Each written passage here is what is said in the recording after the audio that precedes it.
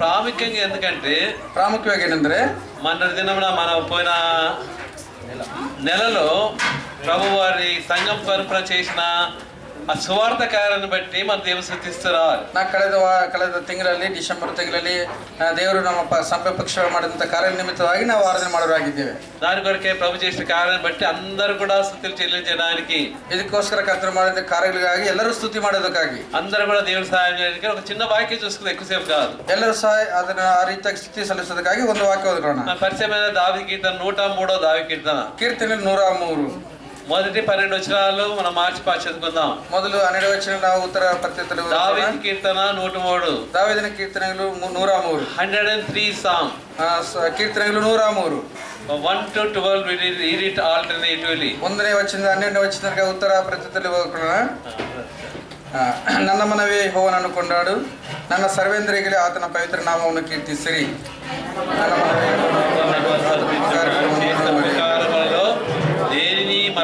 ಆತನು ನಿನ್ನ ಎಲ್ಲ ಅಪರಾಧಗಳನ್ನು ಕ್ಷಮಿಸುವವನು, ಸಮಸ್ತ ರೋಗಗಳನ್ನು ವಾಸಿ ಮಾಡುವವನು,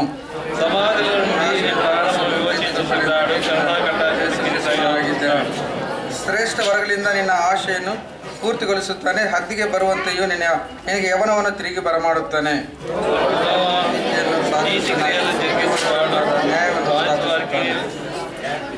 ಆತನು ಮೋಶೆಗೆ ತನ್ನ ಮಾರ್ಗವನ್ನು, ಇಸ್ರಾಯೇಲಿಗೆ ತನ್ನ ಕೃತ್ಯಗಳನ್ನು ಪ್ರಕಟಿಸಿದನು.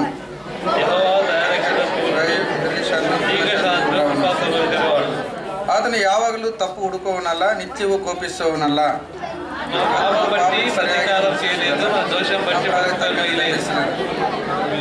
ಭೂಮಿಯ ಮೇಲೆ ಆಕಾಶವು ಎಷ್ಟು ಉನ್ನತವೋ ಆತನ ಭಯಭಕ್ತಿಯುಳ್ಳವರ ಮೇಲೆ ಆತನ ಕೃಪೆ ಅಷ್ಟು ಅಪಾರವಾಗಿದೆ. ತೆಗೆದು ಅಷ್ಟು ದೂರ ಮಾಡಿದ್ದಾನೆ. ఇంకా మాట చదువుకుందాం. యెషయా గ్రంథం 38వ అధ్యాయం. యెషయా గ్రంథం 38వ అధ్యాయం. యెషయా గ్రంథం 38వ అధ్యాయం. యెషయా గ్రంథం 38వ అధ్యాయం. 2 వచనాలు చదువుకుందాం. ఇక్కడ ಕೆಲವು ವಚನ ಓದ್ಕೊಳ್ಳೋಣ. 18 and 19 18 19 వచనాలు. 18ನೇ ವಚನ 19ನೇ ವಚನ కలిసి చదువుకుందాం అందరం. ಎಲ್ಲರೂ ಸೇರಿ ಒಟ್ಟಿಗೆ ಓದ್ಕೊಳ್ಳೋಣ. పాతాళంన నీకు స్థితి కలగదు, మృత్యు నీకు కృతజ్ఞతాస్తుతులు చెల్లింపదు. సమాధిలోనికి దిగువారిని సత్యమును ఆశ్రయించరు, సజీవులు సజ్జులే కదా నిన్ను స్తుతించదురు. ఈ దినమున నేను సజీవుడనే నిన్ను స్తుతించున్న తండ్రుల కుమారు నీ సత్యమును తెలియజేయుదురు. యెహోవా నన్ను రక్షించువాడు. ఈ దావీదు జీవితాన్ని చాలా ఇష్టపడతాను. దావీదుని జీవితం ఇష్టపಡ್ತೀನಿ ನಾವು. దినాలు నాకు విజయనగరం పంపించినప్పుడు, విజయనగరం కలిసిన సందర్భದಲ್ಲಿ నాకు ఉదయకాలంలో ఆదివార పరిచయం ఉండింది. 31st నాడు ಬೆಳಿಗ್ಗೆ ಭಾನುವಾರ 30ನೇ ತಾರೀಕು ಆರಾಧನಾ ಪರಿಚರ್ಯ ಇತ್ತು.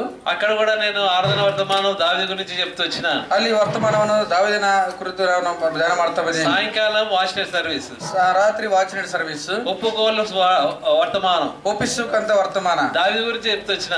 దావీదుని ಕುರಿತು ಹೇಳ್ತಾ ಬಂದಿದ್ದೀನಿ. తర్వాత ఆరాధన, ನಂತರ ಆರಾಧನೆ దావీదు గురించి చెప్తూ వచ్చిన. దావీదుని ಕುರಿತು ಹೇಳ್ತಾ ಬಂದಿದ್ದೀನಿ. 1వ తారీఖు నాడు 1ನೇ ತಾರೀಕು ఆరాధన వర్తమానం, ಆರಾಧನೆ ವರ್ತಮಾನ దావీదు గురించి చెప్తా. దావీదుని ಕುರಿತು ಹೇಳ್ತಾ ಬಂದಿ. ఆ బ్రదర్ ఆశ్చర్యపోయినాడు. బ్రదర్ ఆశ్చర్యపಟ್ಟಿದ್ದಾರೆ. దావీదు గురించి ఇంత చెప్తున్నా అన్నాడు. దావీదుని గురించి ఎందుకంటే దావీదు జీవితాన్ని అంత ఇష్టపడతాను నేను. ಯಾಕಂದ್ರೆ దావీదుని జీవితం అಷ್ಟು ఇష్టపಡ್ತೀನಿ. దావీదు రాజుగా ఉన్నప్పటికీ, దావీదు రాజನಾಗಿದ್ರು ಸಹ ఆయన ఎప్పుడు కూడా దేవుని ఇంట్లో ఉండాలని ఆశిస్తూ వచ్చినాడు. ಯಾವಾಗಲೂ ದೇವರ ಮನೆಯಲ್ಲಿ ಇರಬೇಕೆಂಬುದಾಗಿ ಇಷ್ಟಪಡ್ತಾನೆ. రాజు ఆయన దేవుని ఇంట్లో ఏముంటుందని ఏమి లేదు. ರಾಜನಲ್ಲಿ ಏನಿರಲ್ಲ. ఎందుకంటే ఇప్పుడు చూస్తే మనం ఫ్యాన్ లేదు, ఇక్కడ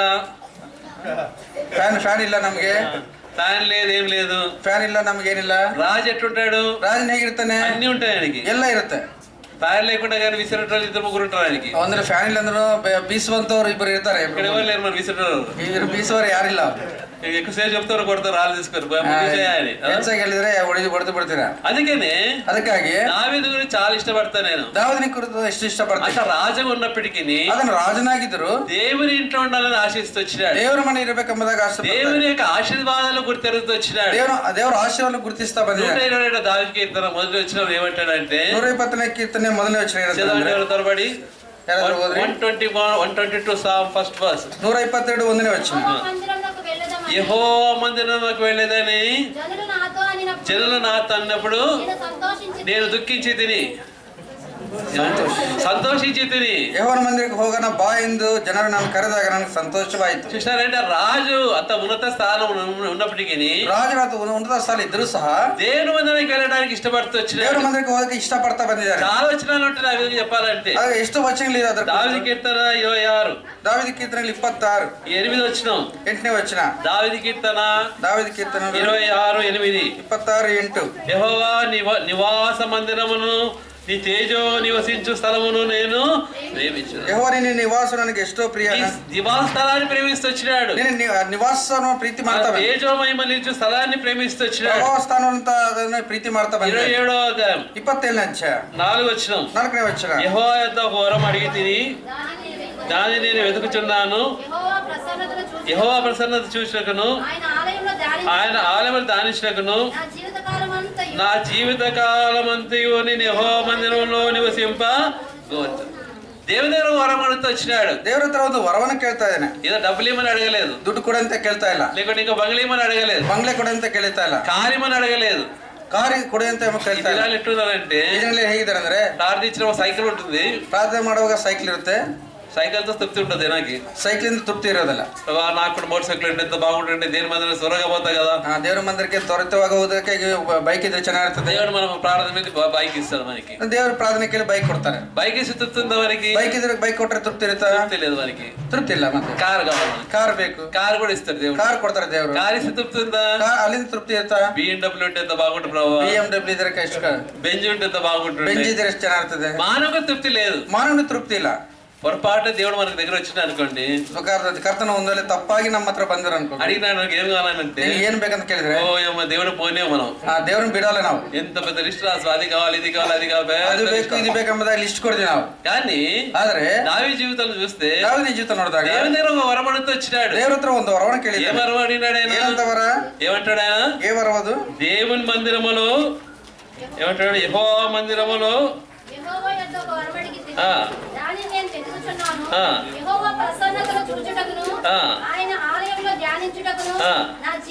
నా జీవిత కాలమంతా నేను యెహోవా మందిరములో ನನ್ನ ಜೀವಮಾನದಲ್ಲೆಲ್ಲ ಯೆಹೋವನ ಮನೆಯಲ್ಲಿ ವಾಸ ಮಾಡುತ್ತಾ. జీవిత కాలం అంతా కూడా ಜೀವಮಾನವೆಲ್ಲ ఫ్యాన్ పోతే ఎంత కొనుక్కుంటామో మనకు తెలుసు. ఫ్యాన్ పోతే ಫ್ಯಾನ್ ಹೋದ್ರೆ ನಾವು ಎಷ್ಟು ಗುಣಗುಡ್ತೀವೋ ನಮ್ಗೆ ಗೊತ್ತಿಲ್ಲ. బయట బాగానే ఉంటాం కానీ లోపల ఎప్పుడు వస్తుందేమో నాన్న ఫ్యాన్. ಹೊರಗಡೆ ಚೆನ್ನಾಗಿರ್ತೀವಿ ಆದ್ರೆ ಯಾವಾಗ ಬರುತ್ತೆ ಫ್ಯಾನ್ ಅಂತ బయట కూర్చున్న మమ్మల్ని కూడా లోపల ఉంటాడు బ్రదర్. ಬೆಳಗಡೆ ಆಚೆಗಡೆ ಕೂತಿದ್ರೆ ಒಳಗಡೆ ಬಾ ಅಂತ ಕರೀತಾರೆ. ఎంత కొనుక్కుంటాం మనం, ಎಷ್ಟು ನಾವು ಗುಣಗುಡ್ತಾ ಇರ್ತೀವಿ. దావీదు జీవిత కాలం అంతా కూడా దేవుని మందిరంలో ఉండాలనుకుంటూ వచ్చినాడు. ದಾವೀದನ ಜೀವಮಾನದಲ್ಲೆಲ್ಲ ಯೆಹೋವನ ಮಂದಿರದಲ್ಲಿ ಇರ್ಬೇಕನ್ನಬೇಕು. ఏదో రాజే ఉండాలని కోరలేదు ఆయన అక్కడ దేవుని మందిరంలో. ದೇವರ ಮಂದಿರದಲ್ಲಿ ರಾಜನಿಗೆ ಇರ್ಬೇಕಂದ್ರೆ కోరుతా ಇಲ್ಲ. 24వ దావీదు కీర్తన 84ನೇ ಕೀರ್ತನೆ. ఇక్కడ కోరా కుమారులు చెప్తున్నారు. ಕೋರಾ ಕುಮಾರರು ಹೇಳ್ತಾ ಇದಾರೆ. ఏమంటారు చూడండి, ಏನಂತ ನೋಡ್ರಿ 10వ వచనం 10ನೇ వచನ చదవండి. 24:10 దావీదు కీర్తన. 84:10 నీ ఆవరణములో ఒక దినము గడపట 1000 దినముల కంటే శ్రేష్టము. ಇದು ಆಲಯ ఇంకా చదవండి. భక్తిహీనుల గుడారంలో నివసించుట కంటే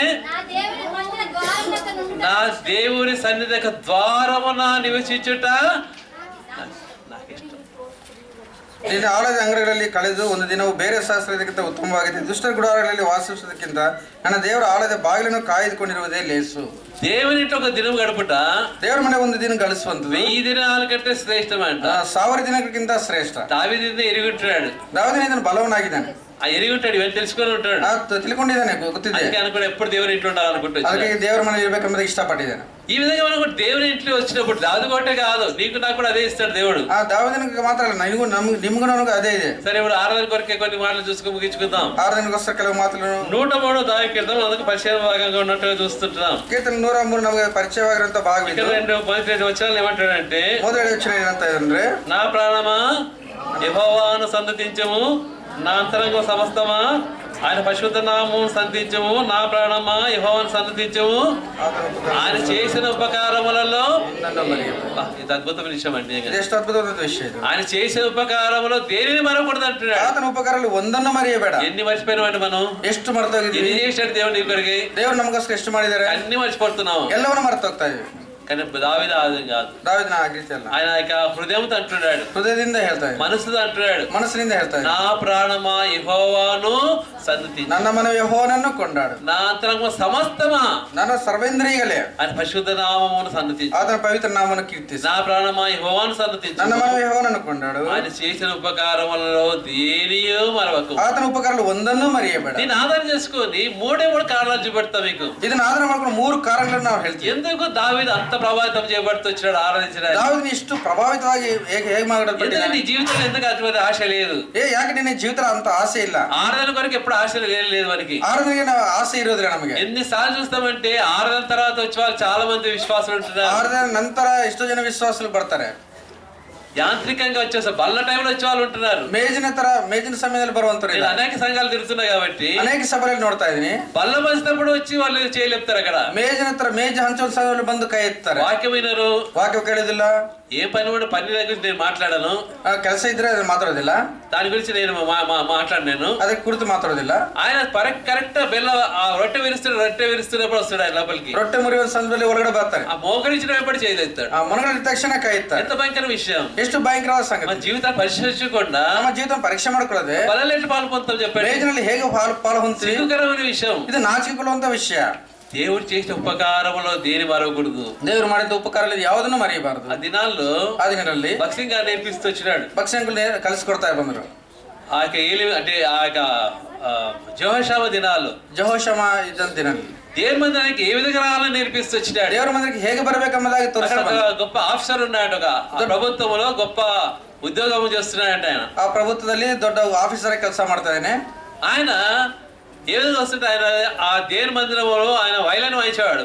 ಆ ದೇವರ ಮಂದಿರದಲ್ಲಿ ವೈಲನ್ನು ಬಾರಿಸುವಂತವ್ರು. ఉదయకాలం లేయాలి, ಬೆಳಿಗ್ಗೆ ಏಳ್ಬೇಕು. వాళ్ళు ఏం చేయాలి, వంట చేసుకోవాలి. ಅವರು ಅಡಿಗೆ ಮಾಡ್ಕೋಬೇಕು. వాళ్ళకే కాకుండా ఇంకో కొంతమంది కూడా వంట చేసుకోవాలి. ಇನ್ನು ಕೆಲವರಿಗೂ ಸಹ ಅಡಿಗೆ ಮಾಡಬೇಕು. ఆ యొక్క మొత్తం ఆ భోజనం అంతా కూడా తల మీద పెట్టుకోవాలి. ಆ ಭೋಜನ ಊಟವೆಲ್ಲ ಮೇಲೆ ತಲೆ ಮೇಲೆ ಇಟ್ಕೋಬೇಕು. తర్వాత ఆయన ಆತನು తన భార్య, ಅವ್ರ ಹೆಂಡತಿ, ముగ్గురు కుమార్తెలు, 3 జನ మక్కలు, ముగ్గురు కుమారు కలిసి ఏం చేస్తారంటే ఇంట్లో నుంచి ఆ వైలెన్ వాయించుకుంటూ పాడుకుంటూ దేని మందిరానికి వస్తారు. ಅವರು ವೈಲನ್ನು ಬಾರಿಸ್ತಾ ಆಡುತ್ತಾ ಮಂದಿರಕ್ಕೆ ಬರ್ತಾರೆ. మీరు ఎవరు వచ్చినారంటే ఎట్లా? ಯಾರು ಬಂದಿರ ಅದ ರೀತಿ ఎవరు చూడకుండా వచ్చి కూర్చుంటాం మనం. ಯಾರು ನೋಡಿದ ಹಾಗೆ ಬಂದು ಕೂತ್ಕೊಂತೀವಿ ನಾವು. ఆయన అట్లా కాదు, ಆ ರೀತಿ ಅಲ್ಲ. ఈ విధంగా నేర్పిస్తూ వచ్చినాడు. ಈ ರೀತಿ ಕಲ್ಸ್ಕೊಡ್ತೀವಿ. దేవుని మందిరానికి ఏ విధంగా వెళ్ళాలి, ದೇವ್ರ ಮಂದಿರಕ್ಕೆ ಹೇಗೆ ಹೋಗ್ಬೇಕು అందరు చూస్తుంటారు. ಎಲ್ಲ ನೋಡ್ತಾ ಇದಾರೆ. అందరు చూసినప్పుడు ఎక్కడ పోతున్నారు వీళ్ళు? ಎಲ್ಲ ನೋಡಿದಾಗ దేవుని మందిరానికి వెళ్తున్నారు. ದೇವ್ರ ಮಂದಿರಕ್ಕೆ ಹೋಗ್ತಾ ಇದಾರೆ. ఇక్కడ భోజనం చేయడానికి రావడం లేదు. ಇಲ್ಲಿ ಊಟ ಮಾಡೋದು వారు భోజనం కాకుండా ಅವರು ಊಟ ಮಾಡ್ತಾರೆ. ఇతరికి భోజనం కూడా సిద్ధపరచుకొని ಇನ್ನೊಬ್ಬರಿಗೂ ಸಹ ಊಟ ಸಿದ್ಧ ಮಾಡಿ. ఆ భోజనం చేయాలంటే ఎంత పొద్దులే చూడండి. ಆ ಊಟ ಮಾಡ್ಬೇಕಂದ್ರೆ ಎಷ್ಟು ಎದ್ದೇಳಬೇಕು, ఎంత సమర్పణ వారికి, ಎಷ್ಟು ಸಮರ್ಪಣೆ ಬೇಕು. భక్తిగా అది నేర్పిస్తూ వచ్చినాడు. భక్తిగా ಅದನ್ನ కలుసుకోవడం. 14 పాటల నుంచి ఉండేది. పాటల నుంచి అంటే అందరూ భోజనం తీసుకురావాలి.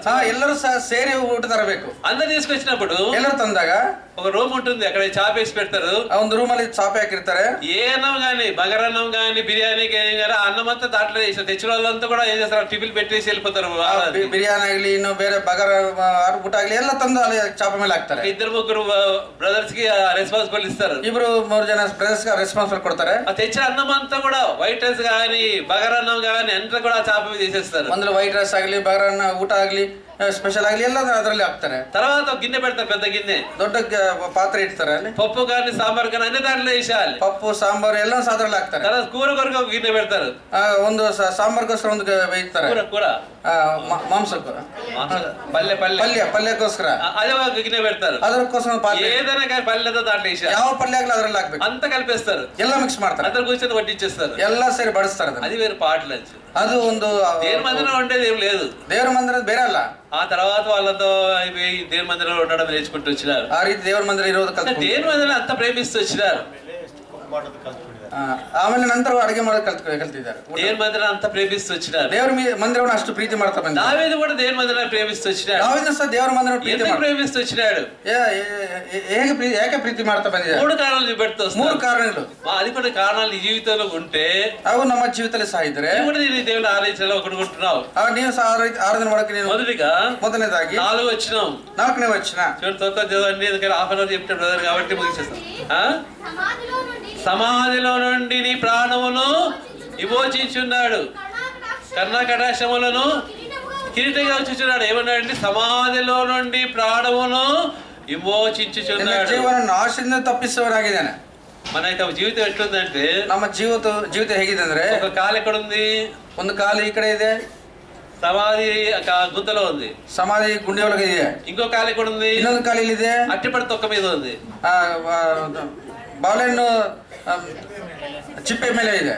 ఏమైతే అట్టిపడి మీద కాలు పెడితే ಬಾಳೆಹಣ್ಣು ಚಿಪ್ಪೆ ಮೇಲೆ ಇಟ್ಟರೆ ಕಾಲಿಟ್ರೆ ಏನಾಗುತ್ತೆ? జారి ఎప్పుడు పడతామో తెలియదు. ಜಾರು ಯಾವಾಗ ಬೀಳ್ತೀವೋ ಗೊತ್ತಿಲ್ಲ. మానవుడు నశించడానికి ఏమి లేదు, ಮಾನವ ನಶಿಸೋಕೆ ಏನಿಲ್ಲ. అందుకనే మానవుడు అంటాడు, దావీదు అంటే చూడండి 103వ కీర్తన 103ನೇ కీర్తನೆ చూడు ఏమంటాడు, 15-16 వచ్చినాము. 17 నరుని ఆయువు గట్టి వలె ఉన్నది. నరుని ఆయువు గడ్డి వలె ఉన్నది. అడవి పువ్వు పూయినట్లు వాడు పూయను. దాని మీద గాలి వీసగా అది లేకపోవును. ఆ మీదట దాని చోటు దాని ఎరుగదు. ఇక్కడ చూడండి ఏమంటాడు, నరుని ఆవి ఎట్లుందంటండి, ಮನುಷ್ಯನ ಆಯುಷ್ಕಾಲ ಹೇಗಿದೆ? గట్టి పూలా ఉందంట. ಹುಲ್ಲಿನಂತಿದೆ.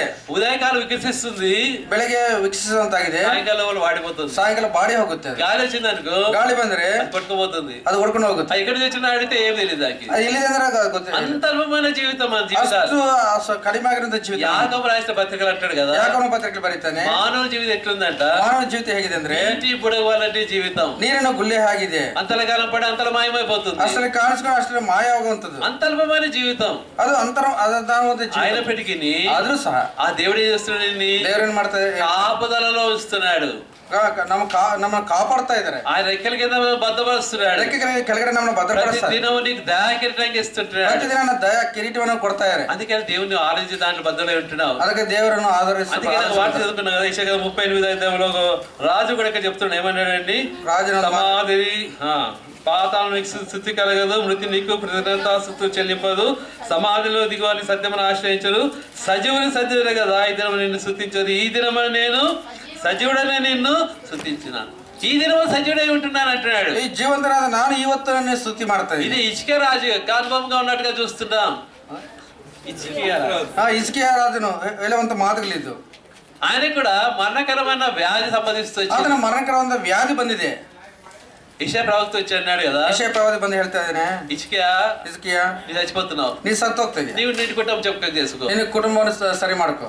మరణ మంది ఎంతమంది ఇష్టం అండి? ನಮ್ಗೆ ಎಷ್ಟು ಜನ ಇಷ್ಟ? ನಮ್ಗೆ ಮರಣ ಅಂದ್ರೆ ఎవరికి ఇష్టం లేదు. ಯಾರಿಗೂ ಇಷ್ಟ ಇಲ್ಲ. ఇంకెంత డబ్బులు ఇచ్చినా హాస్పిటల్ పోతే ಎಷ್ಟು ಹಾಸ್ಪಿಟಲ್ಗೆ ಹೋದ್ರೆ ఎంత నేను బ్రదర్ నా భర్త రక్షించండి ఎంత ఇస్తారు డాక్టర్ గారు, ಡಾಕ್ಟರ್ ಎಷ್ಟಾದ್ರೂ ಕೊಡ್ತೀನಿ ನನ್ನ ಗಂಡನ ಬದುಕಿಸಿ. ఆస్తులు అమ్మేస్తున్నారు, ಆಸ್ತಿನ ಮಾಡ್ತಾರೆ, లక్షలు ఇచ్చేస్తున్నారు, లక్షలు కొడతారు. ఇంకా బతకాలని ఆశ, ಇನ್ನು ಬದುಕಬೇಕಂತ ಆಸೆ.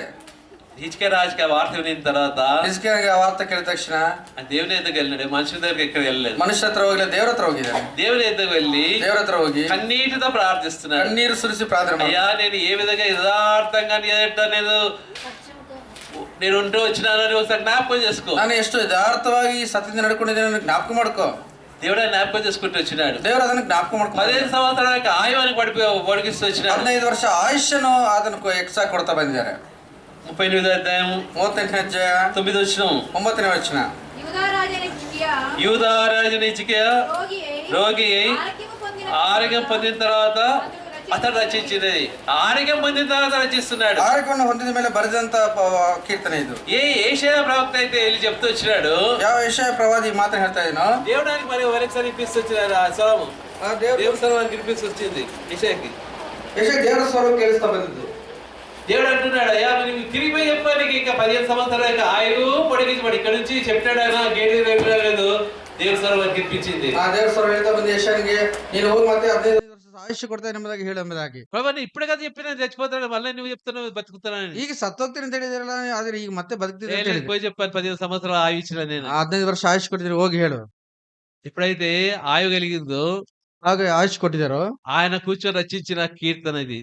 ಕೂತ್ಕೊಂಡು ಬರೆದಿರುವಂತ ಏನಂತ ಬರೀತಾರೆ? పాతాళమునికి స్థుతి కలగదు, మృతి నీకు కృతజ్ఞతాస్తుతులు చెల్లిదు. ಪಾತ್ರದವರು ನಿನ್ನ ಸ್ತುತಿಸರು, ಸತ್ತವರು ನಿನ್ನನ್ನು ಕೀರ್ತಿಸರು. చనిపోయిన వారు కూడా దేవుడు స్థుతించలేరు. ಸತ್ತಿದಂತವರು ಯಾರು ಕೀರ್ತಿಸುವುದಿಲ್ಲ. సమాధిలో దిగువారిని సత్యమును ఆశ్రయించరు. ಪಾತಾಳದವರು ನಿನ್ನ ಸ್ತುತಿಸರು. సజీవులే కదా నిన్ను స్తుతించదు, ఈ దినమన నేను సజీవుడనే నిన్ను స్తుతిస్తున్నాను. ಜೀವಂತರ ನಿನ್ನ ಸ್ತುತಿಸುವುದು ಹೌದು, ಜೀವಂತರ ನಾನೇ ಇವತ್ತು ನಿನ್ನನ್ನು ಹೊಗಳುವನೇ ఈ వాస్తవంగా మన జీవితంలో కూడా ఉంటుంది. ಈ ಮಾತು ನಮ್ಮ ಜೀವಿತದಲ್ಲಿ ಸಹ ಇರುತ್ತೆ. గత సంవత్సరం దేవుడు నిన్ను కాపాడుతూ వచ్చినాడు. ಕಳೆದ ವರ್ಷಗಳೆಲ್ಲ ದೇವರು ನಮ್ಮನ್ನು ಕಾಪಾಡ್ತಾ ಬಂದಿದ್ದಾರೆ. నూతన సంవత్సరం తీసుకొచ్చినాడు. ಈ ಹೊಸ ವರ್ಷದಲ್ಲಿ ನಮ್ಮನ್ನು ತಂದಿದ್ದಾರೆ. దయా కిరీటంగా నీకు అనుగ్రహిస్తూ ಈ వచ్చినాడు. ಸುಭಿಕ್ಷ ಕಿರೀಟ ನಮಗೆ ಕೊಡ್ತಾ ಬಂದಿದ್ದಾರೆ. నిన్ను కూడా సజీవుల గుంపులో వస్తూ వచ్చినాడు. ಸಜೀವದ ಗುಂಪದಲ್ಲಿ ನಮ್ಮನ್ನು ಇಟ್ಟುತ್ತಾ ಬಂದಿದ್ದಾರೆ. మన జీవితం చూస్తూ వచ్చినప్పుడు ನಮ್ಮ ಜೀವಿತ ನೋಡಿದಾಗ మనం ఎట్లుంటున్నాం అంటే ನಾವು ಹೇಗಿದೆ ಅಂದ್ರೆ జీవిస్తున్న పేరు మాత్రమే కలదు కానీ మనం ఎట్లున్నామండి ಜೀವಿಸುವಂತ ఉంటాం. ప్రకటన గ్రంథం 3వ అధ్యాయం ಪ್ರಕಟಣೆ 3ನೇ ಅಧ್ಯಾಯ మొదటి వచ్చినాం. ಮೊದಲನೇ ವಚನ. ప్రకటన గ్రంథం 3వ అధ్యాయం మొదటి వచ్చినాం. ಪ್ರಕಟಣೆ 3 ಮೊದಲನೇ ವಚನ. దయచేసి ఆ.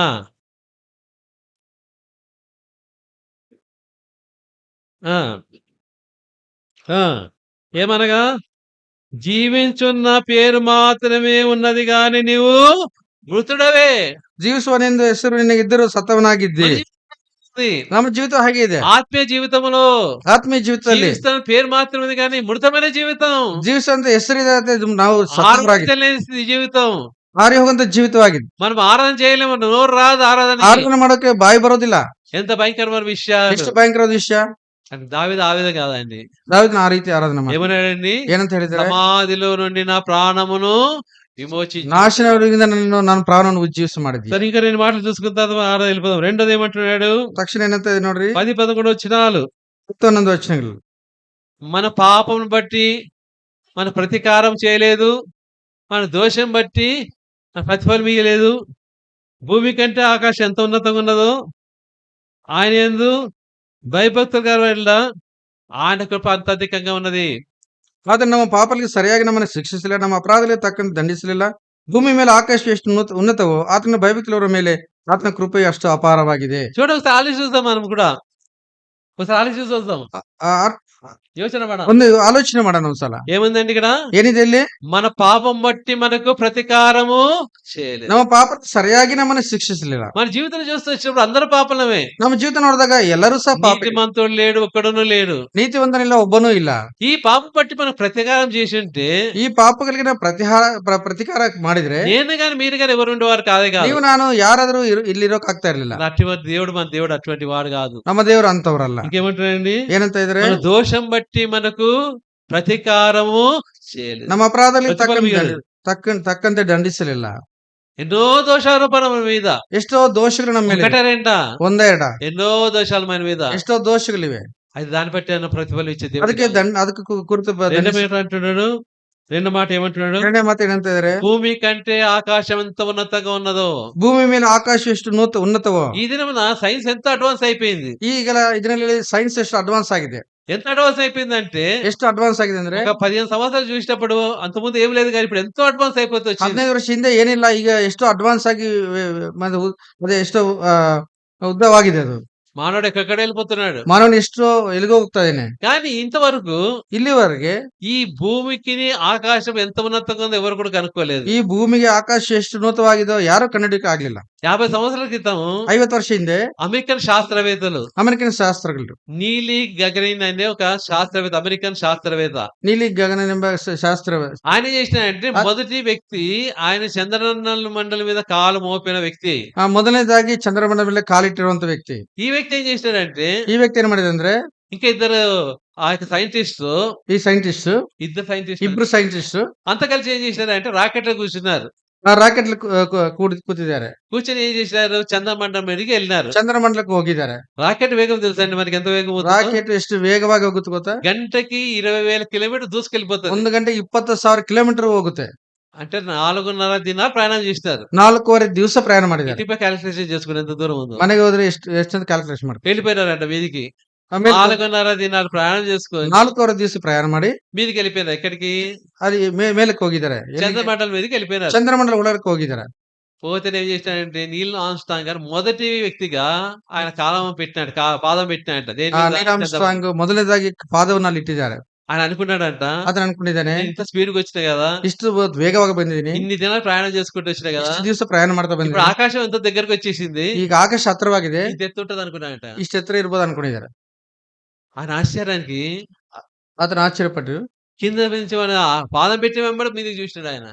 ఆ చంద్రుని మీద పాదం పెట్టిన వెంబడే మీదకి చూసినాడు ఆయన. ಆ ಕಾಲು ಅದು ಪಾದ ಇಟ್ಟಿದ ಮೇಲೆ ಚಂದ್ರಮಂಡಲ ಮೇಲೆ ಕೆಳಗಡೆ ನೋಡ್ತಾ ಬಂದಿದ್ದಾನೆ. మీద ಮೇಲೆ ಮೇಲೆ ನೋಡಿದ್ದಾನೆ. ఆయన ఆశ్చర్యానికి ಆತನ ಆಶ್ಚರ್ಯಕ್ಕೆ ఇంకా ఆకాశం ఎక్కడో ఉంది, ಆಕಾಶ ಇನ್ನೂ ಎಲ್ಲೋ ಇದೆ. అప్పుడు ఈ మాటలు జ్ఞాపకం చేసుకున్నాడు. ಈ ಮಾತು ಜ್ಞಾಪಕ ఎందుకు ಮಾಡ್ಕೊಂಡು విశ్వాసి కదా, ಆಯ್ತು ವಿಶ್ವಾಸ ఆయన దేవుని కృప గురించి జ్ఞాపకం ದೇವ್ರ చేసుకున్నాడు. ಕೃಪೆಯ ಕುರಿತು ಜ್ಞಾಪಕ ಮಾಡ್ಕೊಂಡು ఏమన్నాడంటే ఇక్కడ, ಏನಂತ ಹೇಳಿದೆ, భూమి కంటే ఆకాశం ఎంత ఉన్నతంగా ఉన్నదో ఆయన ఎడల భయభక్తి కలవాడిన కృప అంత అధికంగా ఉన్నది. ಭೂಮಿ ಮೇಲೆ ಆಕಾಶ ಎಷ್ಟು ಉನ್ನತವೋ ಆತನ ಭಯಭಕ್ತಿಯವರ ಮೇಲೆ ಆತನ ಕೃಪೆ ಅಷ್ಟು ಅಪಾರವಾಗಿದೆ. దేవుని కృప నీ మీద నా మీద అంత అధికంగా ఉంది. ಆ ದೇವ ಕೃಪೆ ನಿನ್ನ ಮೇಲೆ ಅಷ್ಟು ಅಪಾರವಾಗಿದೆ. ఆ ಅಪಾರ. కృపని నువ్వు అంచనా వేయలేవు. ಆ ಕೃಪೆಗೆ ನಾವು ಅಂಚನೆ ಮಾಡಕ್ ಆಗೋದಿಲ್ಲ. దానికి ఏ విధమైన నువ్వు దానికి కొలచలేవు, ఏం చేయలేవు. ಅದಕ್ಕೋಸ್ಕರ ನೀವು ಪ್ರತಿಫಲ ಏನು ಕೊಡಕ್ ಆಗೋದಿಲ್ಲ. మూడోదిగా ಮೂರನೇದಾಗಿ 12 వచనం, 12ನೇ ವಚನ, పడమటికి తూర్పు ఎంత దూరము ఆయన మన అతిక్రమములను అంత దూరం వచ్చాను. మూడోది ఏమంటున్నాడంటే పడమటికి తూర్పు ఎంత దూరము ಪೂರ್ವಕ್ಕೂ ಪಶ್ಚಿಮಕ್ಕೂ ಎಷ್ಟು ದೂರವೋ ఆయన మన అతిక్రమములను అంత దూరపరిచినాడు. ನಮ್ದ್ರಲ್ಲಿ ನಮ್ಮಿಂದ ತೆಗೆದು ಅಷ್ಟು ದೂರ ಮಾಡಿದ್ದಾರೆ. దీన్ని కూడా ಇದ್ರು ಸಹ అనేక మంది ప్రయత్నిస్తూ వచ్చినారు. ಅನೇಕ ಸಲ ಪ್ರಯತ್ನ ಮಾಡ್ತಾ ಬಂದಿದ್ದಾರೆ. తూర్పు నుంచి బయలుదేరినారు, ಪೂರ್ವದಿಂದ ಪ್ರಯಾಣ ಮಾಡಿದ್ದಾರೆ. ప్రయాణం చేసి ఏం చేశారు, ಪ್ರಯಾಣ ಮಾಡಿ ಮಾಡಿ ಏನ್ ಮಾಡಿದ್ದಾರೆ, మళ్ళీ అక్కడికి వచ్చినారు. ಇಲ್ಲಿಗೆ ಬಂದಿದ್ದಾರೆ. ఎందుకు? ಯಾಕೆ? భూమి గుండ్రంగా ఉంది కాబట్టి. ಭೂಮಿ ಗುಂಡಾಗಿದೆ ಅಂದ್ರೆ ప్రయాణం చేసేసారు. ఇక్కడ తూర్పు నుండి పడమర ఎంత దూరం అన్నాడు. ಪೂರ್ವಕ್ಕೂ ಪಶ್ಚಿಮಕ್ಕೂ ಎಷ್ಟು ದೂರವಾಗಿದೆ ಎಂಬುದಾಗಿ ఎవరు కనుక్కోలేకపోయినారు. ಯಾರು ಕಂಡುಹಿಡಿಯಕ್ ಆಗ್ಲಿಲ್ಲ. ఈ యొక్క శాస్త్రవేత్తలు మీదికి పోయినారు కదా, ಈ ಶಾಸ್ತ್ರಜ್ಞರು ಹೋಗಿದಾರಲ್ವಾ, వాళ్ళు ఏం చేసినారు, తిరిగి వచ్చినారు. అక్కడనే లేరు వాళ్ళు, ಅಲ್ಲೇ ಇಲ್ಲ ಅವ್ರು తిరిగి ಬಂದಿದ್ದಾರೆ. భూమికి వచ్చినారు. ಭೂಮಿ ಮೇಲೆ ಬಂದಿದ್ದಾರೆ. భూమికి వస్తే ఇంకా వాళ్ళకి ప్రశంసలు చూడాలి. అలా ప్రశంస ಅವರು ಪ್ರಶಂಸೆ ಮಾಡ್ತಾ ಇದಾರೆ. ಅವ್ರಿಗೆ వారి అందరు ప్రజలంతా అంటున్నారు, ಅವ್ರೆಷ್ಟು ಅವ್ರನ್ನು ಹೊಗಳ್ತಾ ಇದಾರೆ. ఏమిటి నీ కాలు మామూలు కాదు కదా, ఇది పాదములు, ನಿನ್ನ ಪಾದ ಸಾಮಾನ್ಯವಾದ ಪಾದ ಅಲ್ಲ, అది ఆ యొక్క చంద్రమండి మీద నడిచిన పాదాలు. ಚಂದ್ರಮಂಡಲಿ ಕಾಲಿಟ್ಟಿರುವಂತ ಪಾದಗಳು. ఎందుకంటే తల్లులు ఏం చేస్తారు, పిల్లలకి భోజనం తినిపిస్తున్నప్పుడు ಮಕ್ಕಳು ತಂದೆ ತಾಯಿಗಳು ಮಕ್ಕಳಿಗೆ ಊಟ ಬಡಿಸುವಾಗ చందమామ రావే అంటారు. ಚಂದಮಾಮ ಬಾ ಎಂಬುದಾಗಿ ಹಾಡಾಡ್ತಾರೆ. చందమామ వస్తుందండి, ಚಂದಮಾಮ ಬರ್ತದ, ఆ చెప్పి తినిపించేస్తారు వాళ్ళు. ಹೇಳಿ ತಿನ್ನಿಸ್ತಾರೆ. ఇట్లా ఆ విధంగా ಆ ರೀತಿಯಾಗಿ ఈ వ్యక్తిని వాళ్ళు పొగుడుతున్నారు. ಈ ವ್ಯಕ್ತಿಯನ್ನು ಹೊಗಳ್ತಾ ಇದಾರೆ. అయ్యా నీ పాదం మంచి మాదు పాదం కాదు, ನಿನ್ನ ಸಾಮಾನ್ಯವಾದಂತ ಪಾದಗಳಲ್ಲ. మేము చూస్తున్నాం కానీ నువ్వు అక్కడ కాలు పెట్టావు. నువ్వు ನಾವು ನೋಡ್ತಾ ಇದೀವಿ ಅಷ್ಟೇ, ನೀವು ಪಾದವನ್ನ ಇಟ್ಟಿದ್ರಲ್ಲಿ. అందరూ ఆయన కాళ్ళ మీద పడి వాళ్ళు మొక్కుతున్నారు. ಅವ್ರ ಕಾಲ ಮೇಲೆ ಅವರು ನಮಸ್ಕಾರ ಮಾಡ್ತಾ ಇದಾರೆ. తర్వాత ఆయన కాళ్ళు కడిగి నీళ్లు మీద పోసుకుంటున్నారు. ಕಾಲನ್ನು ತೊಳೆದು ಅವರು ನೀರನ್ನು ಹಾಕ್ಕೊಂತ నీళ్లు తాగుతున్నారు. ಆ ನೀರನ್ನು ಕುಡಿತಾ ಇದಾರೆ. ఎందుకంటే మేము బోన్లు పెట్టలేనా, ನಾವು ಹೋಗೋಕ್ ಆಗ್ಲಿಲ್ಲ. ప్రపంచంలో నీవు ఒక్కడే చేసినావు. ಪ್ರಪಂಚ ನೀವು ಒಬ್ಬನೇ ಮಾಡಿದ್ಯಾ, అది చేస్తూ ಆ ರೀತಿ ಮಾಡ್ತಾ ఒక రోజు అనుకున్నారు, ಒಂದ್ ರೀತಿ ಅನ್ಕೊಂಡು ఈయనకి మనము సన్మానం చేయాలి. ಇದಕ್ಕೆ ಸನ್ಮಾನ ಮಾಡ್ಬೇಕು. ఎవరికి? ಏನಿಲ್ಲ, ಯಾರಿಗೆ? నీల్ ఆమ్స్ట్రాంగ్ సన్మానం చేయాలి. ಸನ್ಮಾನ ಮಾಡ್ಬೇಕು. అందరు కూడా వచ్చినారంట. ಎಲ್ಲರೂ ಕೂಡಿ ಬಂದಿದ್ದಾರೆ. మనలాంటి వాళ్ళు కాదు, ನಮ್ಮಂತವ್ರಲ್ಲ, పెద్ద పెద్దోళ్ళు వచ్చినారు. ದೊಡ್ಡವರು ಬಂದಿದ್ದಾರೆ. రాజులు, ರಾಜರು, సహస్రాధిపతులు, ಸಹಸ್ರಾಧಿಪತಿಗಳು, శాస్త్రవేత్తలు, ಶಾಸ್ತ್ರಜ್ಞರು, జ్ఞానవంతులు, ಜ್ಞಾನರು, గొప్ప గొప్ప వాళ్ళంతా కూడా వచ్చినారు. ದೊಡ್ಡವರು ಬಂದಿದ್ದಾರೆ. ఆ యొక్క వేదిక అంతా ఆవరణంతో నిండిపోయింది. ವೇದಿಕೆ ಎಲ್ಲ ಅಲಂಕಾರ ತುಂಬಿಸಲ್ಪಟ್ಟಿದೆ. ప్రతి కూడా వచ్చి అని పొగుడుతున్నారు. ಪ್ರತಿಯೊಬ್ಬರು ಬಂದು ಹೊಗಳ್ತಾ ಇದಾರೆ. ಅವ್ರು ఆయన అయ్యా అని మామూలు వ్యక్తి కాదు. ನೀವು ಸಾಮಾನ್ಯವಂತ ವ್ಯಕ್ತಿ ಅಲ್ಲ. అంత అయిన తర్వాత ಎಲ್ಲ ಆದ್ಮೇಲೆ ఆయన అడిగినారు, ಅದನ್ನ ಕೇಳಿದ್ದಾರೆ, నీవేం మాట్లాడుతా అన్నాడు. ನೀನ್ ಯಾರು ಮಾತಾಡ್ತೀಯಾ? నేను కూడా మాట్లాడుతున్నాడు. ನೀನ್ ಮಾತಾಡ್ತೀನಿ, రా మీదికి రా అన్నారు. ನಮ್ಮ ಮೇಲೆ ಬಾ. ఆయన అన్నాడు, ಆತ ಹೇಳಿದ್ದಾರೆ, వేదికకి వచ్చి అన్నాడు ఆయన. ಆ ವೇದಿಕೆ ಮೇಲೆ ನಿಂತು ಹೇಳಿದ್ದಾರೆ, ఆయన అన్నాడు, మీరు అనుకున్నట్టు నాలో ఏ గొప్పతనం లేదు, నాకంటే గొప్ప వ్యక్తి ఇంకా ఆయన ఉన్నాడు. ఆయన ನಿನ್ನ ಹಾಗೆ ನೀವು ಅನ್ಕೊಂಡ ಹಾಗೆ ನಾನು ದೊಡ್ಡ ವ್ಯಕ್ತಿ ಅಲ್ಲ, ನನಗಿಂತ ದೊಡ್ಡ ವ್ಯಕ್ತಿ ಒಬ್ರು ಇದ್ದಾರೆ. మనమైతే మనకెందుకు, ఎవరైతే మనకెందుకు అనుకుంటాం. ಯಾರಾದ್ರೂ ಆಗ್ಲಿ ನಮ್ಗೆ ಅನ್ಕೊಂಡ. శాస్త్రవేత్తలు ఆ విధంగా కాదు. ಶಾಸ್ತ್ರಜ್ಞರು ಅರ್ಥ ರೀತಿಯಲ್ಲಿ ఆలోచిస్తున్నారు, ఏంది ప్రపంచంలో ఈయన కదా పోయింది, కానీ ఈయనేమంటున్నాడు నాకంటే గొప్ప వ్యక్తి ఇంకా ఆయన ఉన్నాడంటే ಈ ఏంటి? ಪ್ರಪಂಚದಲ್ಲಿ ಯಾರು ಹೋಗಿಲ್ಲ, ಈತನ ಮಾತ್ರ ಹೋಗಿರೋಲ್ವಾ, ಮತ್ತೆ ಇದಕ್ಕಿಂತ ದೊಡ್ಡ ವ್ಯಕ್ತಿ ಯಾರು అని ఆ దినం నన్ను సువార్త చెప్తూ వచ్చినాడు. ಆ ದಿನ ಸುವಾರ್ತೆನ ಹೇಳ್ತಾ ಬಂದಿದ್ದಾರೆ. ఆ దేవాది దేవుడు, ಆ ದೇವಾದಿ ದೇವರು, సమస్తాన్ని మాటతో కలగజేసిన దేవాది దేవుడు, ಮಾತಿನಿಂದ ಉಂಟು ಮಾಡಿದಂತ, మానవుని ప్రేమించిన దేవుడు, ಮಾನವನ ಪ್ರೀತಿ ಮಾಡಿದ ದೇವರು, ఆ మానవుడిని రక్షించడానికి ఆ పరలోకం నుంచి వదిలిపెట్టి ఈ భూలోకానికి దిగి వచ్చినాడు. ಮಾನವನ ರಕ್ಷಿಸೋದಕ್ಕೆ ಪರಲೋಕವನ್ನು ಬಿಟ್ಟು ಭೂಲೋಕಕ್ಕೆ ಇಳಿದು ಬಂದಿದ್ದಾರೆ. ఆ దేవాది భూలోకములో నడుస్తూ వచ్చినాడు. ಆ ಭೂಲೋಕದಲ್ಲಿ ನಡೀತಾ ಬಂದಿದ್ದಾರೆ. ఆ మాటలు విన్న తర్వాత అందరూ చాలా మంది దేవుని కొరకే తీర్మానం ಅದ చేసుకుంటున్నారు. ಮಾತನ್ನು ಕೇಳಿ ಎಲ್ಲರೂ ದೇವ್ರಿಗೋಸ್ಕರ ತೀರ್ಮಾನ ಮಾಡಿದ್ದಾರೆ. అదే విధంగా మన జీవితం కూడా అదే విధంగా చేస్తూ వచ్చినాడు ఆయన. ಆ ರೀತಿ ನಮ್ಮ ಜೀವಿತದಲ್ಲಿ ಅದೇ ರೀತಿ ಮಾಡ್ತಾ ಬಂದಿದೆ. మన పాపములు కూడా ನಮ್ಮ ಪಾಪಗಳು ಸಹ పడమటికి తూర్పు పెద్ద దూరం అంత దూరపరిచినాడు. ಪೂರ್ವಕ್ಕೆ ಪಶ್ಚಿಮಕ್ಕೆ ಎಷ್ಟು ದೂರ ಅಷ್ಟು ದೂರ ఈ ಮಾಡಿದ್ದಾರೆ. రక్షణ ఉచితంగా వచ్చింది గాని ರಕ್ಷಣೆ ಉಚಿತವಾಗಿ ಕೊಟ್ಟಿದೆ. దాని వెనక క్రయధనం చాలా గొప్పది. ಇದು ಹಿಂದೆ ಅದಕ್ಕೆ ಕ್ರಯಧನ ಎಷ್ಟು త్వర త్వరగా 5 విషయాలు చూపెట్టిన తర్వాత ముగించేస్తాను. ತ್ವರಿತವಾಗಿ 5 ವಿಷಯ ತೋರಿಸಿ. మొదటిగా ಮೊದಲನೇದಾಗಿ మన పాపములు పడమటికి తూర్పు పెద్ద దూరం అంత దూరం వచ్చినాడు. ನಮ್ಮ ಪಾಪನ ಪೂರ್ವಕ್ಕೆ ಪಶ್ಚಿಮಕ್ಕೆ ಎಷ್ಟು ದೂರ ಅಷ್ಟು ದೂರ. రెండోది ಎರಡನೇದಾಗಿ యెషయా 38 అధ్యాయం ಯೆಶಾಯಗ್ರಂಥ 38 17 వచ్చి తొత్త చదవండి దయచేసి. 17 యెషయా 38 17. 38 17 ఆ. ಯೆಶಾಯಗ್ರಂಥ. మిక్కటమైన ఆయాసము నాకు నెమ్మది కలుగుటకు కారణమైను. నీ ప్రేమ చేత నా నాశనమైన గోతిలోని విడిపించితివి. నీ వీపు వెనుక తట్టు నా పాపములన్నీయు పారవేసితివి. ನನ್ನ ಪಾಪಗಳನ್ನೆಲ್ಲ ನಿನ್ನ ಬೆನ್ನ ಹಿಂದೆ ಹಾಕಿ ಬಿಟ್ಟಿದ್ದೆ. మొదటిగా ఏం చేసినాడంటే ಎರಡನೇದಾಗಿ ಏನ್ ಮಾಡಿದ್ರೆ మన పాపలు ఏం చేసినాడు ఆయన? ನಮ್ಮ ಪಾಪಗಳು ಏನ್ ಮಾಡಿದ್ರೆ పడమటికి తూర్పు పెద్ద దూరం అంత దూరం వచ్చినాడు. ಪೂರ್ವಕ್ಕೆ ಪಶ್ಚಿಮಕ್ಕೆ ಎಷ್ಟು ದೂರ ಅಷ್ಟು ದೂರ రెండోది ಮಾಡಿದ್ರೆ. ఏం చేసినాడు? సెకండ్ ಎರಡನೇದಾಗಿ ಏನ್ ಮಾಡಿದ್ದಾರೆ ఆయన మన పాపలు ఎక్కడ వేసుకున్నాడు ఆయన? ನಮ್ಮ ಪಾಪನ ಎಲ್ಲಿ ಹಾಕೊಂಡಿದ್ದಾರೆ? ఆయన వీపు వెనకాల పారవేసుకున్నాడు. ಆತನ ಬೆನ್ನ ಹಿಂದೆ ಹಾಕಿದ್ದಾರೆ. అందుకని ఏమైంది ఆయనది? ఆ వీపు ఏమైంది? ಆ ಬೆನ್ನು ಏನಾಗಿದೆ? చారలు చారలుగా దున్నబడింది. ಒಂದು ಅದು ಎಷ್ಟು ಒಡೆಯಲ್ಪಡ್ತಾ ಬಂದಿದೆ. అంత కూడా చారలుగా దున్నబడింది. ಅದೆಷ್ಟೋ ಅಗೆಯಲ್ಪಡ್ತಾ ಬಂದಿದೆ. రెండోదిగా ಎರಡನೇದಾಗಿ మూడోదిగా ಮೂರನೇದಾಗಿ యెషయా గ్రంథము ಯೆಶಾಯನ ಗ್ರಂಥ 3వ అధ్యాయం 43ನೇ ಅಧ್ಯಾಯ 25 వచనం. 25ನೇ ವಚನ. యెషయా గ్రంథము 43:20 తొత్త చదవండి.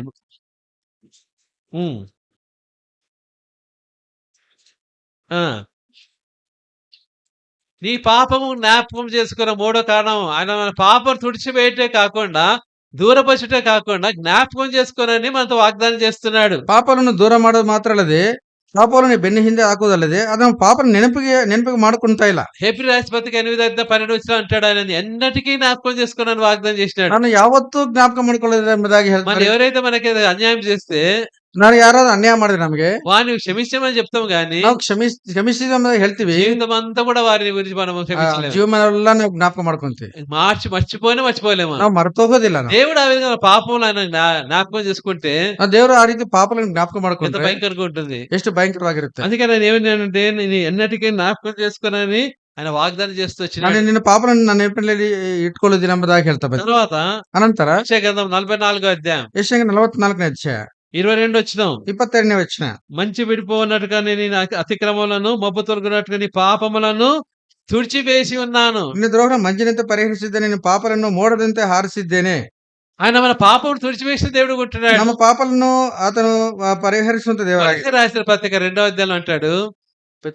కొలస్సీ రాసిన పత్రిక ಕೊರಿಂಥ ಬರೆಸಿದ ಮೊದಲನೇ ಕೊಲಸಿಗೆ ಬರೆದ ಪತ್ರಿಕೆ చూసే అవసరం లేదు కదా. అక్కడ ఏమన్నాడంటే మన పాపాలను ఏం చేసినాడు ఆయన? ನಮ್ಮ ಪಾಪలు ಏನ್ ಮಾಡಿದ್ದಾರೆ? మేకుతో ఆ శిలోమాను కొట్టినాడు. ಆ ಆಣೆಗಳಿಂದ ಆತ ಸಿಲಿಬೆಗೆ ಹೊಡೆದಿದ್ದಾರೆ. తర్వాత ఆయన చేరాతతో అవన్నీ కూడా తుడిచివేసినాడు. ಕೈಯಿಂದ ಆತನ ಬರಹವನ್ನು ತೊಳೆದು ಹಾಕಿದ್ದಾನೆ. పాపములన్నీ కూడా రక్తంతో కడిగి ನಮ್ಮ వేసినాడు. ಪಾಪలను ರಕ್ತದಿಂದ ತೊಳೆದು ಹಾಕಿದ್ದಾನೆ. తర్వాత విషయం ನಂತರ మీకా 7:19. ಮೀಕಾ 7ನೇ ಅಧ್ಯಾಯ 19ನೇ ವಚನ. ఇంకా సమయం లేదు కాబట్టి ఒకటి చెప్పేసి ముగించేస్తున్నా. ಸಮಯ ಇಲ್ಲ, ಅದಕ್ಕೆ ಬೇಗ ಮುಗಿಸ್ತಾ మీకా రాసిన ಮೀಕಾ పత్రిక 7వ అధ్యాయం 19 వచనం. 7ನೇ ಅಧ್ಯಾಯ 19ನೇ ವಚನ. తొందరగా చదవండి. ఆ ఆ ఆ ఎక్కడ పడేసినాడండి? సముద్ర అగాధములో పడివేసినాడు. ಸಮುದ್ರದ ಅಗಾಧದಲ್ಲಿ మన ಬಿಸಾಡಿದ. పాపలు ఎక్కడ ఇప్పుడు? ನಮ್ಮ ಪಾಪలు ಎಲ್ಲಿವೆ? సముద్రం యొక్క అగాధములో ఉంటున్నాయి. ಸಮುದ್ರದ ಅಗಾಧದಲ್ಲಿದೆ. చివరి ఒకటి చెప్పిన తర్వాత మనం ఆరాధనకి వెళ్ళిపోదాం. ಕೊನೆಯಿಂದ ಒಂದು ಮಾತು ಹೇಳಿ ఎబ్రీ రాసిన పత్రిక ಇಬ್ರಿಗೆ ಬರೆದಂತ ಪತ್ರ 9వ అధ్యాయం 9ನೇ ಅಧ್ಯಾಯ 14 వచనం. 14ನೇ ವಚನ. ఎబ్రీ రాసిన పత్రిక ಇಬ್ರಿಯರಿಗೆ 9వ అధ్యాయం 9ನೇ ಅಧ್ಯಾಯ 14 వచనం. 14ನೇ ವಚನ. ఉమ్. ఆ ఆ క్రీస్తు యొక్క రక్తము నిర్జీవకలను విడిచిపెట్టి జీవగల దేవ చేయించడానికి మరి ఎక్కువగా శుద్ధి చేయను. మనస్సాక్షి శుద్ధీకరిస్తుంది ఆయన రక్తం. ತನ್ನ ರಕ್ತವನ್ನು ಮನಸ್ಸನ್ನು ಶುದ್ಧೀಕರಿಸುವಂತದಾಗಿದೆ. ఇన్ని కాలాల వరకు జీవితం చేస్తూ వచ్చినాడు ఆయన. ಕಾರ್ಯ ದೇವರು ನಮ್ಮ ಮೇಲೆ ನಮ್ಮ ಜೀವಿತದಲ್ಲಿ ಮಾಡ್ತಾ నీ ಬಂದಿದ್ದಾರೆ. ఊరికి ఏదో ప్రభావ నా పాపం క్షమించడం అంటే కాదు. ನಮ್ಮ ಪಾಪಗಳು ಸುಮ್ಮನೆ ఎట్లా క్షమించబడ్డా నీ పాపమును? ಎಲ್ಲಿ ಕ್ಷಮಿಸಲ್ಪಟ್ಟಿದೆ? సాతాను అవుతున్నాడు ఎట్లా క్షమించబడ్డాయి అని అడుగుతున్నాడు. ಸಾತನಿಗೆ ಕೇಳ್ತಾ ಇದ್ದೇನೆ ಹೇಗೆ ಕ್ಷಮಿಸಲ್ಪಟ್ಟಿವೆ? నాకేం తెలుసు? ನನಗೆ ಗೊತ್ತು. అది చెప్పినారు, అదే క్షమించబడ్డాయి. ಅವ್ರು ಹೇಳಿದರೆ ಕ್ಷಮಿಸಲ್ಪಟ್ಟಿವೆ. నీవు నిర్ధారణ కలిగి ఉండాలి. ನಿನ್ನ ನಿರ್ಧಾರಣೆ ಹೊಂದಿರಬೇಕು. నీవు ఎట్లా క్షమించబడ్డాయి? ನೀನು ಹೇಗೆ క్షమిಸಲ್ಪಟ್ಟಿವೆ? మీకు 6 విషయాలు చూపెడుతూ వచ్చినాను. 6 విషయాలు తోರಿಸ್ತಾ ಬಂದಿದ್ದೀನಿ. మొదటిగా ಮೊದಲನೇದಾಗಿ మన పాపములు పడమటికి తూర్పు ఎంత దూరం అంత దూరం వచ్చినాడు. ನಮ್ಮ ಪಾಪలు ಪೂರ್ವಕ್ಕೂ ಪಶ್ಚಿಮಕ್ಕೆ ಎಷ್ಟು ದೂರ ಅಷ್ಟು ದೂರ ಮಾಡಿದ್ದಾರೆ. రెండోదిగా ಎರಡನೇದಾಗಿ మన పాపములను ఆయన వీపు వెనకాల పారవేసినాడు. ನಮ್ಮ ಪಾಪలను ಆತನ ಬೆನ್ನ ಹಿಂದೆ ಹಾಕಿದ್ದಾರೆ. మూడోదిగా ಮೂರನೇದಾಗಿ మన పాపం జ్ఞాపకం చేసుకున్న ನಮ್ಮ వాగ్దానం ಪಾಪವನ್ನು చేసినాడు. ನೆನಪು ಮಾಡ್ಕೊಳ್ತಾ ಇಲ್ಲ. నాలుగోదిగా ನಾಲ್ಕನೇದಾಗಿ ఆయన మన పాపములన్నీ కూడా ఆయన రక్తం ద్వారా తుడిచివేసినాడు. ನಮ್ಮ ಪಾಪలను ತನ್ನ ರಕ್ತದಿಂದ ತೊಳೆದಾಕಿದ್ದಾರೆ. ఐదోదిగా ಐದನೇದಾಗಿ మన పాపములను సముద్ర అగాధంలో పడవేసినాడు. ಪಾಪವನ್ನು ಸಮುದ್ರದ ಅಗಾಧದಲ್ಲಿ ಹಾಕಿದ್ದಾರೆ. 9:14 వచ్చి హెబ్రీ రాసిన 9:14 ಎಬ್ರಿಯರಿಗೆ 9:14 ఆయన మన యేసుక్రీస్తు రక్తం నిర్జీవగలను విడిచిపెట్టి జీవగల దేవుని సేవించడానికి మన మనసాక్షి ఎక్కువగా శుద్ధి చేయాలి. మన మనసాక్షి శుద్ధి చేస్తూ ಕ್ರಿಸ್ತನ ರಕ್ತವು ಎಷ್ಟೋ ಹೆಚ್ಚಾಗಿ ನಮ್ಮನ್ನು ನಿಜ ಕರ್ಮಗಳಿಂದ ಬಿಡಿಸಿ ನಾವು ಜೀವನ ದೇವರನ್ನು ಆರಾಧಿಸುವರಾಗುವಂತೆ ನಮ್ಮ ಮನಸ್ಸನ್ನು ಶುದ್ಧೀಕರಿಸಿರುವಲ್ಲವೇ? దేవుడు చేసిన మేలు ఏది కూడా మర్చిపోకూడదు. ದೇವರು ಮಾಡಿದಂತ ಉಪಕಾರವನ್ನು ಯಾವತ್ತೂ ಮರೆಯಬಾರದು. వ్యక్తిగతంగా చేసిన మేలు, ವ್ಯಕ್ತಿಗತ ಮಾಡಿದಂತ ಮೇಲು, కుటుంబంలో చేసిన మేలు, ಕುಟುಂಬದಲ್ಲಿ ಮಾಡಿದಂತ ಮೇಲು, సంఘపరంగా చేసిన మేలు, ಸಭೆಪಕ್ಷವಾಗಿ ಮಾಡಿದಂತ ಮೇಲುಗಳನ್ನು, సంఘపరంగా చేసిన మేలు బట్టి దేవుడు స్తుతిస్తున్నాం. ಸಭೆಪಕ್ಷವಾಗಿ ಮಾಡಿದಂತ ಮೇಲುಗಳಿಗಾಗಿ ఆయన చేసిన ఉపకారములలో దేనియు మరొకము. ಆತನ ಮಾಡಿದ ಉಪಕಾರಗಳು ಯಾವುದನ್ನೂ ಮರೆಯಬೇಡಿ. దీన్ని ఆధారం చేసుకొని మన ఆరాధన ప్రవేశిస్తాం. ನಾವು ಈ ಆರಾಧನೆ ಮಾಡಕ್ಕೆ ಆರಾಧನೆ ಪ್ರವೇಶ ಮಾಡೋಣ.